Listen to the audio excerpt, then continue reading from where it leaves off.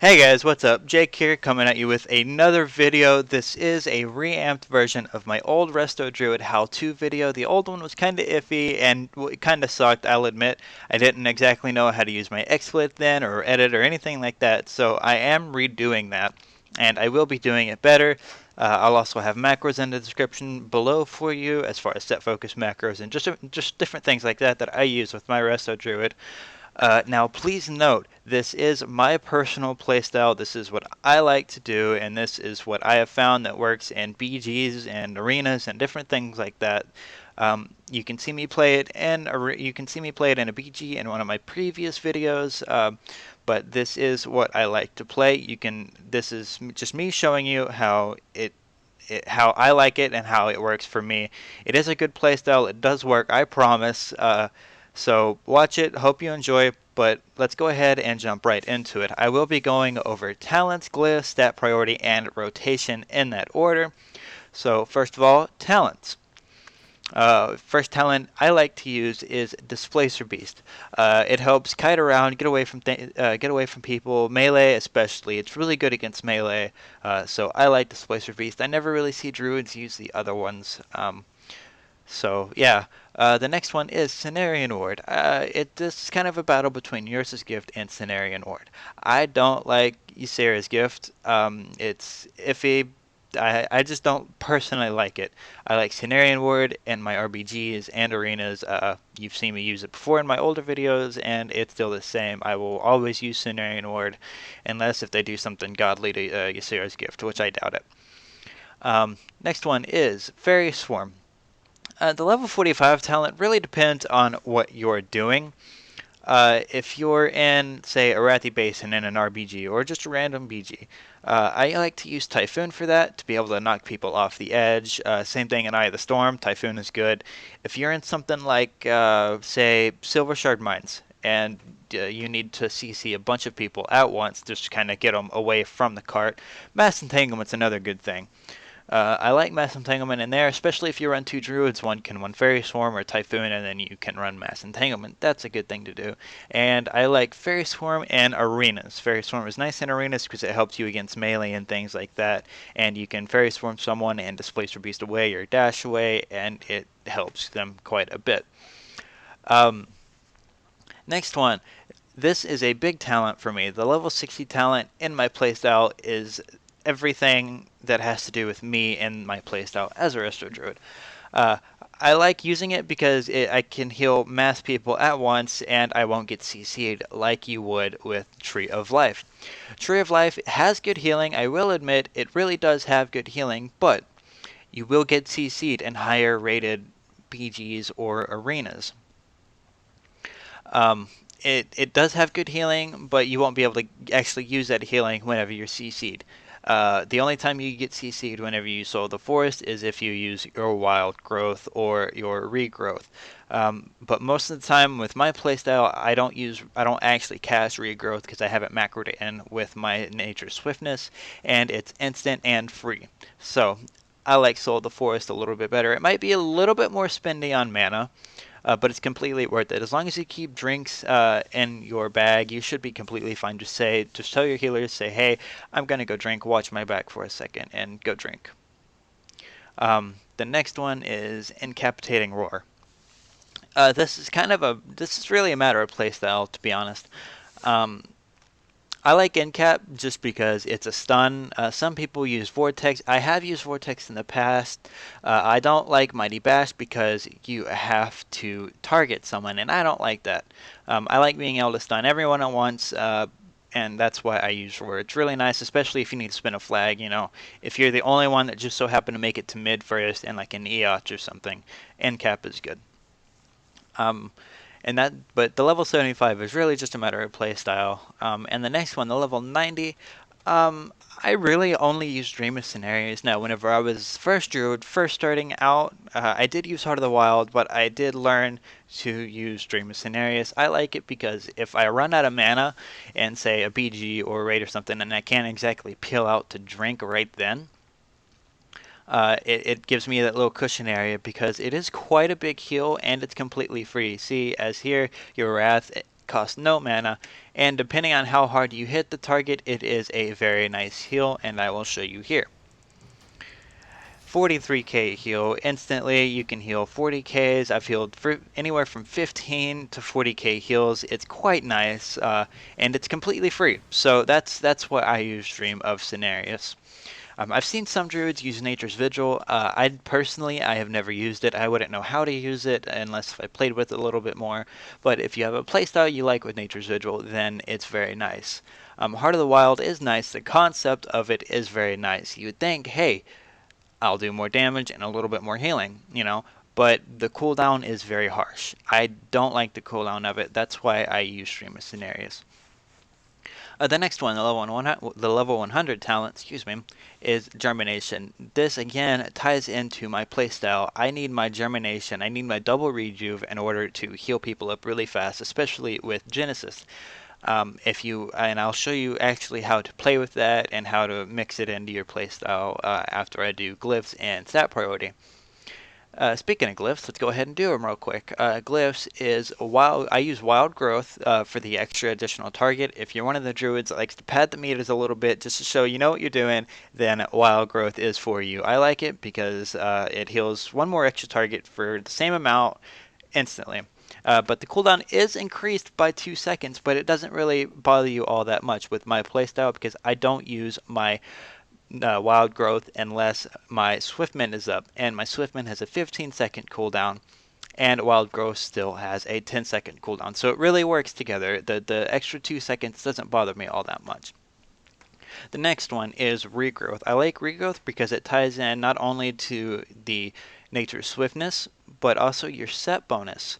PvP Resto Druid set bonus for set is the increases the bonus healing of nature Swiftness by 100%. That helps so much because you can heal anyone instantly, even out of combat. I can heal for over 100k instantly, and it's completely free if you macro it in with nature Swiftness and with your regrowth, completely free, and it's really cool. And I will show you how to use that as well. And then the last talent I use, or not talent, but glyph I use is Enchanted Bark. I like being able to have that little cushion room after I use my bark skin. I'm sorry. My bark skin for being able to free cast for a couple of seconds. It's really nice if I need to get a wild growth out or something like that. That's whenever I would do it. And minor glyphs are just a matter of playstyle. So. And then stat priority. As you can see my stats here. I don't have an actual set stat priority as far as, you know, mastery over versatility or, you know, something like that. I don't. I try to keep it a little bit even and fair, spread it all across the board. You can't really play with your gear as much like you used to. So I plan on enchanting on all versatility, and then of course I have my weapon enchant for my spirit enchant. Sorry, for my spirit enchant, and that's in always. I don't have my 700 weapon yet because I have been on a different character, meaning him this season. But I decided to go ahead and just redo this guy. I am gonna gear him out. He is at least all blues. I need boots, I believe. Yes, I need boots. But with my stats, I kind of like to throw it all around there and just kind of mix it all up. So I like a little bit of haste, mastery, and versatility are the three that I like to stack. All the other ones I don't really like. I don't like multi-strike really unless you're PvE. If you're a PvE healer, multi-strike works different. I can't explain how it works in PvE because I don't know. But in PvP, multi-strike has a 2-minute internal cooldown. You won't see it anywhere on the screen, on your UI, anything. You won't see it, but it does have a 2-minute internal cooldown. So say your Swiftman has multi-strike someone, and you can't use it again for another 2 minutes. And even after that 2 minutes, there's a chance. And I don't like that. I don't like it. It's not for me. I know it does work different in PvE, but this is a PvP guide. And those are the stats that I like to use. And we can jump in our rotation now. As a druid, you really want to just keep your rejuve on anyone that's dying. If you look in my previous battleground video with my druid in it, I tend to blow through my mana pretty fast, and that is because I personally use Rejuve entirely too much. I tend to spam it, which is bad. You really shouldn't do that, but I do. It's just a habit that I got myself doing. But really, you're only supposed to keep it on the people that are dying. Um, and one thing, if you want to heal someone up really, really fast with just a single target, what I do is I rejuve Swiftman and rejuve again along with my Genesis. It's a good heal. I like it.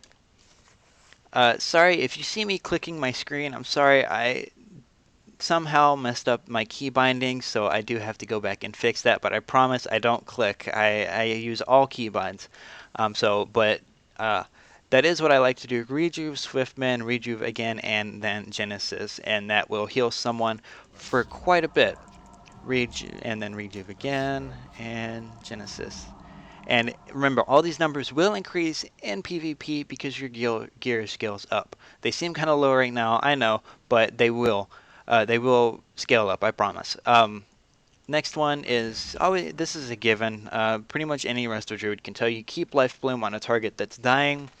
Um, and always keep it on a target that's dying. If you have a flag carrier, keep it on him. It won't exactly be a big heal or a lot. It just gives a little bit of cushion room, and I like it. If you want to heal an entire raid, what I like to do is rejuve Swiftman and Wild Growth. I don't have 6 people here to show you, but it will. You can see it's healing the other people around me and the targets and just all kinds of different things. But it does heal raids up pretty nice. I like it, and it ties into my glyph that I have as well, one additional target. And then another one that I like to use, if you want to heal up a single target really, really fast, instantly, what I like to do is Rejuve, Swiftman, and Regrowth. 123k heal with a 33k heal multi-strike, I believe. I couldn't catch it in time, but it is a very big heal, and that ties into your set bonus and your glyph for the 40% extra crit chance and the 100% bonus from your Nature Swiftness. I will link my Regrowth and Nature Swiftness macro in the description below. I have a few macros that I'll give you. Not too big, nothing you really have to worry about. They're just a couple macros to make things a little bit more convenient. And that's pretty much it as far as the rotation goes and everything. If you can always just free cast your regrowth or whatever, stuff like that. Always keep your mushroom down. Always, always, always keep your mushroom down. And of course, you have your defensives, just different things like that. Bark Skin, Iron Bark. You put that on people who are dying and need that little cushion. Dispelling. Dispelling is a big thing, especially in rated BGs, especially higher rated BGs. Our BG leaders will get onto people that don't dispel. A trick that I learned with dispelling as a Resto Druid is put all your hots out on people. Do your rejuve, Swiftman, and your Wild Growth. Get all the rejuves you can on people, and then dispel. That way your hots give you that little cushion room so you can take that fear or that silence from a log or a Shadow Priest and be fine. Your hots do all the work for you during that silence. You don't even have to trinket it. So it's really nice to do that. That's how I dispel. Sometimes you might not be able to get that in time. You might just have to take the silence and fear, and but that's just a little tip that I like. And that is pretty much it. If you have any questions or comments, please leave it in the comments below, and I will either answer your question in another video or something along those lines. Thanks for watching, and have a good day.